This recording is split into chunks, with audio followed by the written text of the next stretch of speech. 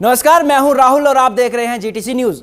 वक्त तो चला है प्रदेश की तमाम बड़ी खबरों से आपको रूबरू करवाने का, लेकिन सबसे पहले शुरुआत करेंगे आज की हरियाणा की 10 बड़ी खबरों से। प्रदेश के मुख्यमंत्री नायब सिंह सैनी ने राज्यपाल से की मुलाकात। हरियाणा लोक भवन में हुई भेंट। प्रदेश से जुड़े विकास कार्य और महत्वपूर्ण विषयों पर हुई चर्चा।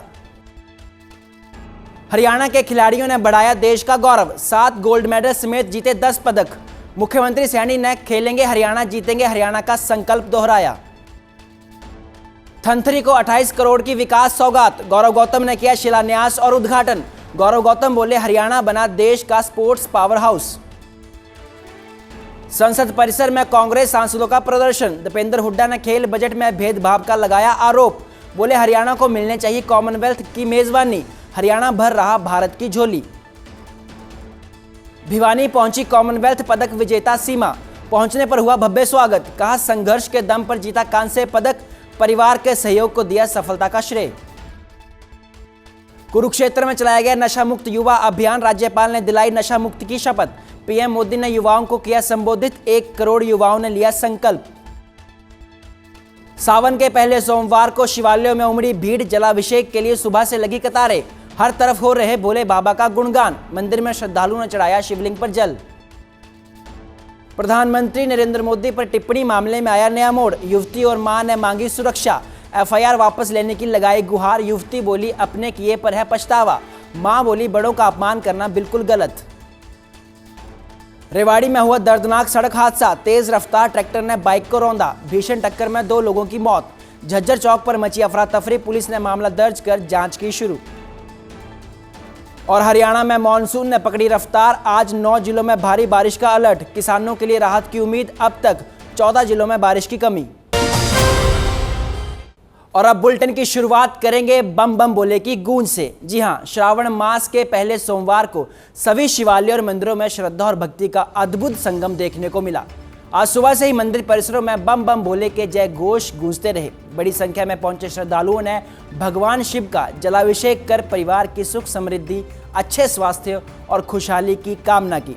हरियाणा में भी सभी शिव मंदिरों में श्रद्धा और भक्ति का अद्भुत संगम देखने को मिला। वहीं मंदिर में पूजा करने पहुंचे श्रद्धालुओं ने कहा कि वे कई सालों से सावन के महीने में दर्शन करने आते हैं। सावन में मंदिर का वातावरण मन को आध्यात्मिक शांति प्रदान करता है। वहीं एक अन्य श्रद्धालु ने कहा कि सावन माह में भगवान शिव की आराधना का विशेष महत्व है। इस दौरान मंदिर का आध्यात्मिक वातावरण श्रद्धालुओं को आस्था और भक्ति से जोड़ देता है। श्रद्धालुओं के अंदर बड़ा उमंग है, बड़ा उत्साह है। आप देख रहे हैं, कोई बताने की बात ही नहीं। प्रत्यक्षम किम प्रमाणम, आपके सामने प्रत्यक्ष में दिख रही हैं लाइनें। बड़ा उमंग है, बड़ा उल्लास है। श्रावण मास का आज प्रथम सोमवार है। लोग बड़े उल्लास के साथ, आज पंचमी तिथि भी है, तो उनके जो भी कुंडली में कोर ग्रह हैं उसकी भी प्रार्थना करते हैं देवादिदेव महादेव जी से। और पंचामृत चढ़ाकर अक्षत और बेलपत्र भगवान को अर्पण करके कोई ओम नमः शिवाय, कोई चालीसा, कोई महामृत्युंजय का जाप कर रहे हैं। भगवान उनकी मनोकामनाएं पूर्ण कर रहे हैं। ये देवादिदेव महादेव हैं, तुरंत रिझ जाते हैं और सब कुछ प्रदान कर देते हैं। जब सोने की लंका ही दे दिया और शमशान में जाकर बस गए, ऐसे देवता इस धरातल पर नहीं है जो एक लोटा जल से रिझ जाते हैं। एक लोटा जल और सभी समस्याओं का हल निकाल देते हैं। आज सावन के महीने में हरा भक्त का पूरे सावन ही वैसे तो बहुत उल्लास पूर्वक होता है, लेकिन सावन का पहला सोमवार है, इसलिए भक्तों में पूरा जोश है और पूरे श्रद्धा है। पूरे आस्था के साथ में यहाँ पे जल चढ़ाने सभी आ रहे हैं और पूरी जोश और उत्साह है पूरा। और भोले बाबा के दर्शन के लिए सभी तत्पर हैं और सोमवार पहला है इसलिए ज़्यादा जोश है और हम बहुत खुश हैं, प्रसन्न हैं। आज भोले बाबा का है, बड़े धूमधाम से सावन सेलिब्रेट किया जा रहा है। बहुत अच्छा लगा यहाँ आके, बहुत अच्छा प्रबंध किया हुआ है कमेटी ने, मंदिर कमेटी ने, और अच्छी भीड़ है आज यहाँ और बिल्कुल शांति से ये सब हो रहा है। यहाँ कोई किसी प्रकार की कोई दिक्कत नहीं है, सब अच्छा लग रहा है यहाँ आके, सब अच्छा। सावन का पहला सोमवार है, क्या कहना चाहोगे? सावन का पहला सोमवार है। हमारे मतलब धर्म में बहुत इसकी बहुत ज़्यादा मान्यता है और इससे लोग सावन के पहले सोमवार को सबसे ज़्यादा लोग दर्शन करते हैं और व्रत रखते हैं और लोग कावड़ लेके और हरिद्वार से अपने अपने स्थानों पे लेके आते हैं और बहुत ज़्यादा त्योहार की मतलब धर्म के अनुसार मतलब बहुत ज़्यादा मान्यता है इसकी। हरियाणा के पलवल जिले के खादर क्षेत्र को एक बड़ी सौगात मिली है। खेल राज्य मंत्री गौरव गौतम ने गांव थंथरी में करीब 28 करोड़ रुपए की विकास परियोजनाओं का शिलान्यास और उद्घाटन किया। इस दौरान उन्होंने कहा कि प्रदेश सरकार गांव के विकास, युवाओं के उज्जवल भविष्य और मूलभूत सुविधाओं के विस्तार के लिए पूरी प्रतिबद्ध के साथ काम कर रही है। उन्होंने खादर क्षेत्र को विकास की नई पहचान दिलाने का भरोसा भी दिलाया। सभा को संबोधित करते हुए गौरव गौतम ने सामाजिक भाईचारे और सौहार्द को मजबूत करने पर जोर दिया। उन्होंने ग्रामीणों से आपसी विवाद गांव में ही आपसी सहमति से सुलझाने की भी अपील की और कहा कि सामाजिक एकता ही गांव की सबसे बड़ी ताकत होती है। आज 28 करोड़ रुपए की लागत से हमारे इस पलवल के खादर के इलाके में अलग अलग गांवों के शिलान्यास हुए हैं और उद्घाटन हुए हैं।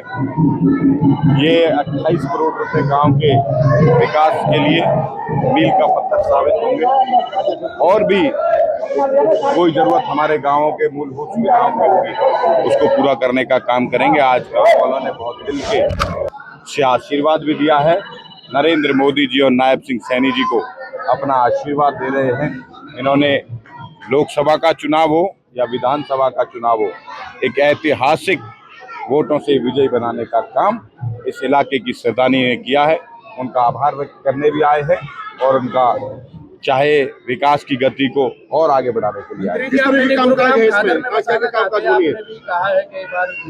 हम लगातार ये इलाका खादर का इलाका, हमारी सरकार जल्दी इस पे बहुत अच्छा प्लान लाकर इस इलाके को बेहतरीन बनाने का काम करेगी। कॉमनवेल्थ गेम्स 2026 में भारत के लिए महिला डिस्कस थ्रो में कांस्य पदक जीतकर इतिहास रचने वाली भिवानी की बेटी सीमा कालीरमन का अपने गृह जिले में भव्य स्वागत किया गया। ढोल नगाड़ों, फूल माला और जय घोष के बीच लोगों ने अपनी बेटी का जोरदार अभिनंदन किया। इस मौके पर सीमा ने अपनी सफलता के पीछे के संघर्ष, परिवार के सहयोग और भविष्य के लक्ष्यों को साझा किया। भिवानी पहुंची सीमा ने कहा कि लोगों का इतना प्यार और सम्मान देखकर उन्हें काफ़ी अच्छा लग रहा है और इस समय वह बेहद भावुक हैं। उन्होंने कहा कि अब तक भिवानी की पहचान बॉक्सिंग के लिए लगातार हो रही थी, लेकिन उन्हें उम्मीद है कि उनके इस पदक के बाद एथलेटिक्स और खासकर डिस्कस थ्रो के प्रति भी युवाओं का रुझान बढ़ेगा। उन्होंने आगे कहा कि अगर आने वाले समय में कोई खिलाड़ी ये कहे कि वह उनसे प्रेरित होकर खेलों में आया तो इससे बड़ी खुशी उनके लिए और कोई नहीं होगी। बहुत खुशी का माहौल है। जितने भी जान पहचान के, ना जान पहचान के, सभी को बहुत खुशी, पूरे देश को बहुत खुशी हुई है। ये सब देख के मतलब मन प्रफुल्लित होता है, मतलब बहुत खुशी है सर। देख रहे हैं आज से पहले सिर्फ भिवानी को बॉक्सिंग के नाम से जाना जाता है, आज डिस्कस थ्रो ना केवल थ्रो के नाम से भी जाना जाएगा। सर पहले ये था कि बॉक्सिंग का क्रेज था भिवानी में, पर अभी डिस्कस में मेडल आया तो होप करते कि एथलेटिक्स में भी उस चीज का क्रेज देखने को मिलेगा। वहाँ जिस तरह का माहौल लगा, जिस तरह का लगा कि आगे उस तरह के लक्ष्य आपके द्वारा रखे जाएंगे, फिर बात करेंगे। सर कोशिश तो यही रहती है कि मैं भी ये सोचती हूँ कि मुझसे भी कोई इंस्पायर होके भाई डिस्कस में आए और अच्छा करे। आगे चल के अगर इंटरव्यू दे तो बोले कि हाँ मैं दीदी से इंस्पायर हुई थी, तो उम्मीद तो यही है कि सर अपना बेस्ट करें। साल 2030 के कॉमनवेल्थ गेम्स की मेजबानी को लेकर सियासत अब एक बार फिर तेज हो गई है। हरियाणा के कांग्रेस सांसदों ने संसद परिसर के मकरद्वार पर प्रदर्शन करते हुए मांग की कि राष्ट्रमंडल खेलों की मेजबानी या सह मेजबानी हरियाणा को दे।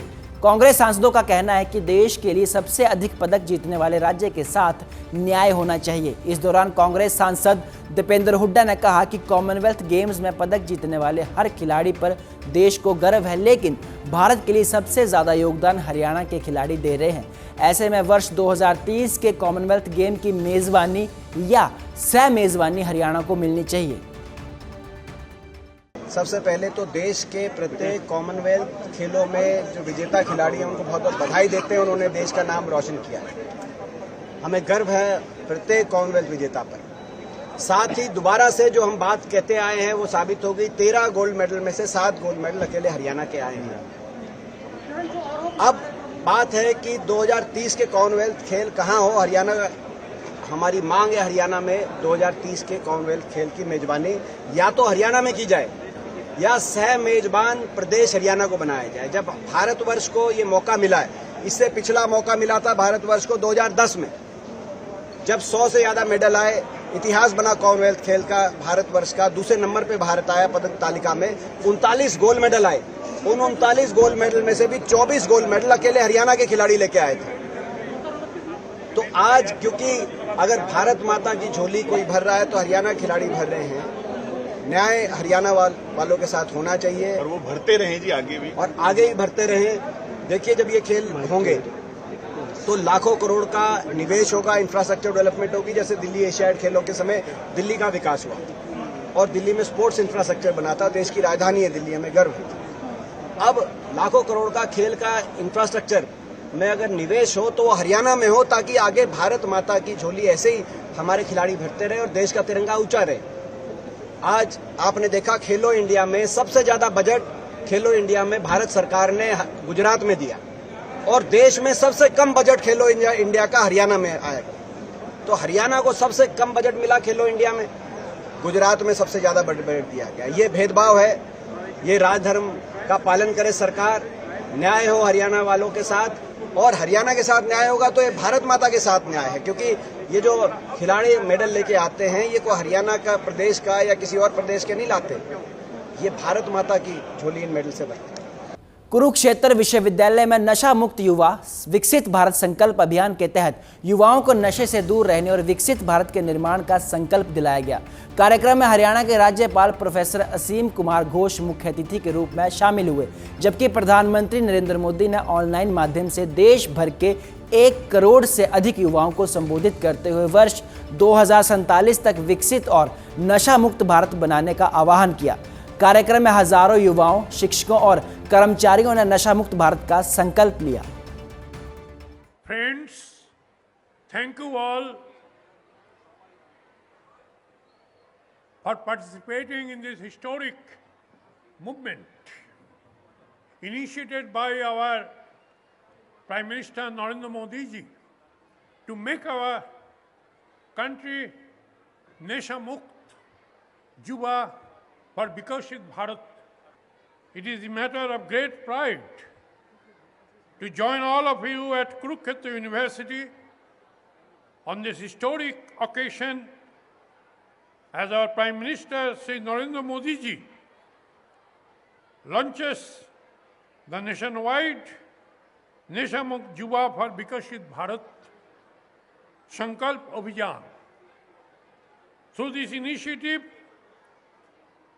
more than 1 crore young people gathered at 10,000 locations across the country are coming together with one resolve to build a drug-free and Viksit Bharat. Delhi के जंतर मंतर पर प्रदर्शन के दौरान प्रधानमंत्री नरेंद्र मोदी के खिलाफ अभद्र भाषा का इस्तेमाल करने वाली 15 वर्षीय नाबालिग लड़की की मां ने अपनी बेटी के खिलाफ दर्ज एफआईआर वापस लेने की मांग की। बच्ची की मां ने पूरे देश से माफ़ी मांगते हुए कहा कि उनकी बेटी को अपनी गलती का एहसास है और उसे गहरा पछतावा है। महिला ने बताया कि वीडियो वायरल होने के बाद उनका परिवार लगातार खौफ में है, उन्हें लगातार अपना ठिकाना बदलना पड़ रहा है, लोग चेहरा ढके बिना बाहर नहीं निकल पा रहे और खाने पीने तक की दिक्कत आ रही है। उन्होंने किसी भी राजनीतिक दल से संबंध होने से इनकार करते हुए सरकार व पुलिस से सुरक्षा की मांग की। वहीं दिल्ली पुलिस सूत्रों ने स्पष्ट किया कि उनकी ओर से इस मामले में अभी कोई भी केस दर्ज नहीं किया गया है और ना ही आगे कोई मामला दर्ज करने की योजना है, क्योंकि बीते दिनों प्रधानमंत्री नरेंद्र मोदी द्वारा एक वीडियो जारी किया गया था जिसमें उन्होंने कहा था कि वे सभी बच्चों को माफ़ कर रहे हैं और किसी के खिलाफ एफआईआर दर्ज नहीं होगी। मैं उनकी बहुत आभारी हूँ, उन्होंने माफ़ी दी हम लोगों को। मैं उस चीज़ से मुझे बहुत अच्छा लगा कि हमने उनको इतना कुछ बोला और हम लोगों को इतना इन्फ्लुएंस किया गया और उन्हें हमें इतना बड़ा माफ़ी दान दिया है। इस चीज़ से मैं बहुत आभारी हूँ। बच्ची ने गलती की है और वो बहुत अपने बड़ों से ऐसे गालियाँ नहीं देनी चाहिए थी।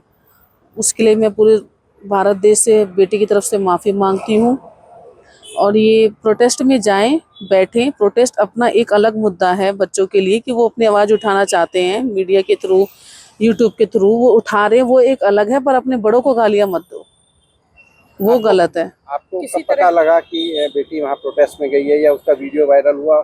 मुझे यहाँ घर से शॉपिंग के लिए गई थी अपने दोस्तों के साथ। मुझे तो वायरल जब हुई है, जब रिश्तेदारों ने फोटो भेजी मुझे तब पता चला।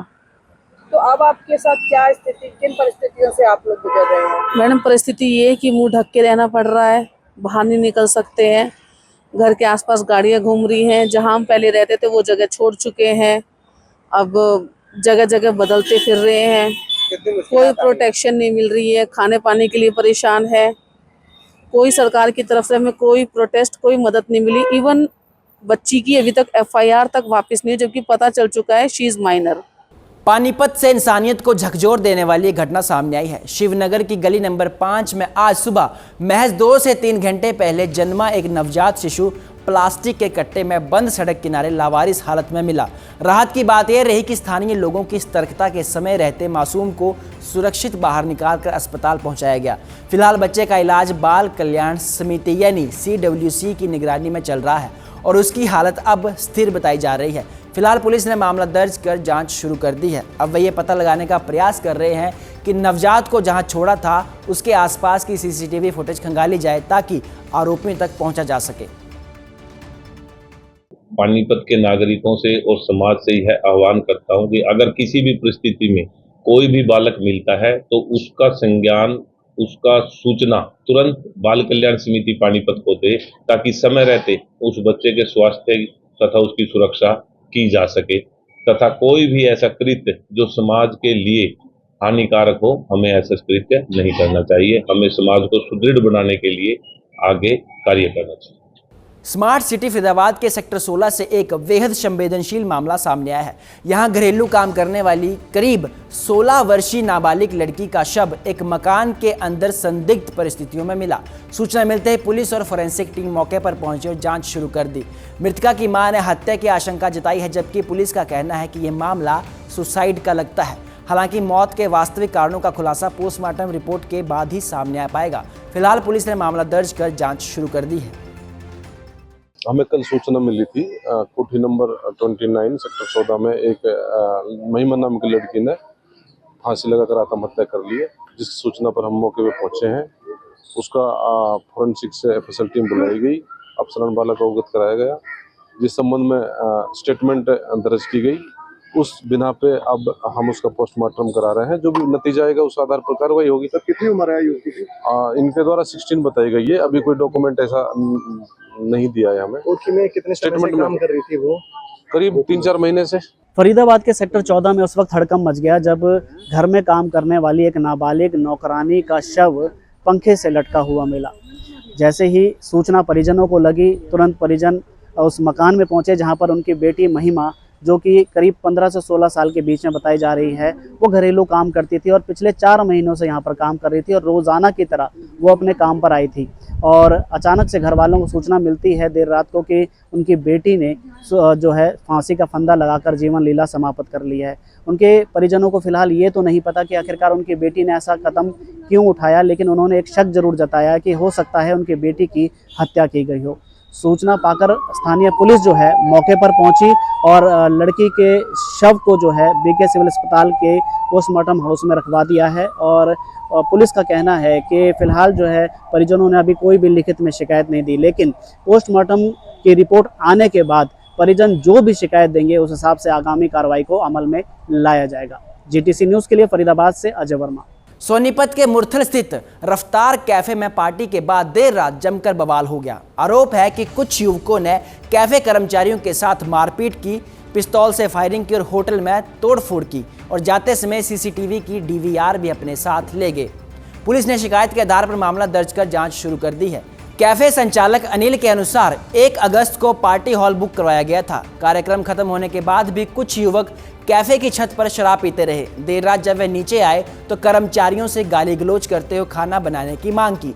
विरोध करने पर कर्मचारियों के साथ मारपीट की गई और एक युवक ने कथित तौर पर पिस्तौल से फायरिंग कर दी। हालांकि इस घटना में अभी तक कोई हताहत नहीं हुआ है। 2 अगस्त को थाना मुरथल में सूचना प्राप्त हुई कि मुरथल सोनीपत रोड पर स्थित एक कैफे में मारपीट व फायरिंग हुई है। सूचना पर पुलिस टीम तुरंत मौके पर पहुंची और कैफे मालिक की शिकायत पर मामला दर्ज कर मामले में तफ्तीश शुरू कर दी। पानीपत के बापोली मंडी से सनसनीखेज वारदात सामने आई है। यहां बकरी चरा रहे एक युवक पर 4 बदमाशों ने ताबड़तोड़ फायरिंग कर दी। हमले में युवक की कमर में गोली लगी, जिसके बाद उसे गंभीर हालत में अस्पताल में भर्ती करवाया गया। परिजनों ने इस हमले के पीछे पुरानी रंजिश का आरोप लगाया है, जबकि पुलिस मामले में जुट गई है। उन लड़कों ने आगे इसको गोली चलाई, 3 कट्टे ले रहे थे, तीनों गोली चलाई, एक गोली इसको लग गई और 2-3 मोटरसाइकिल वाले वो साइड पे भाग गए।